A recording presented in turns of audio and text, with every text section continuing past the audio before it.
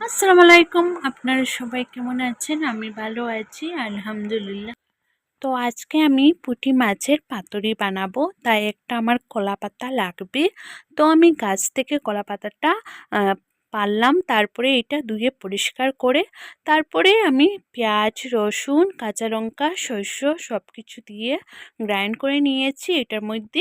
তারপরে আমি কলাপাতার উপরে দিয়ে দিলাম পুঁটি মাছ, দিয়ে তারপরে আমি গ্রাইন্ড করে করার মশলাটা দিয়ে দিলাম এটার মধ্যে। তারপরে হলুদের পাউডার, কাঁচা লঙ্কা কেটে দিয়ে দিলাম, তারপরে ধনিয়া পাতা ছিটিয়ে দিয়ে দিলাম, তারপরে নুন আন্দাজ মতো দিয়ে দিলাম, তারপরে আমি ইঞ্জিন তেল সামান্য দিয়েছি, দিয়ে তারপরে আমি ভালো করে মিক্স করে নিয়েছি হাত দিয়ে।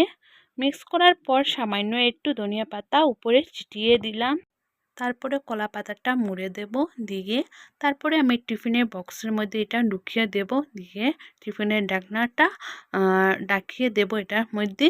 দিয়ে তারপরে একটা কড়াইয়ের মধ্যে আমি জল নেব, দিয়ে তারপরে বক্সটা এই জলের মধ্যে দিয়ে দেব, দিয়ে ঢাকনা লাগিয়ে তারপরে 30 মিনিটের জন্য এটা আমি বয়েল হতে হবে।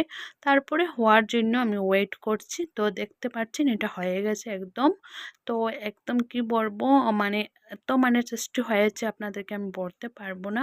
তো আপনারা করে এটা ট্রাই করবেন, আর ভালো লাগলে আমার চ্যানেলটা সাবস্ক্রাইব করবেন, লাইক করবেন, শেয়ার করবেন। তো ভালো ভালো কমেন্ট করবেন, আমাকে জানাবেন কীরকম হয়েছে। তো আল্লাহ হাফিজ।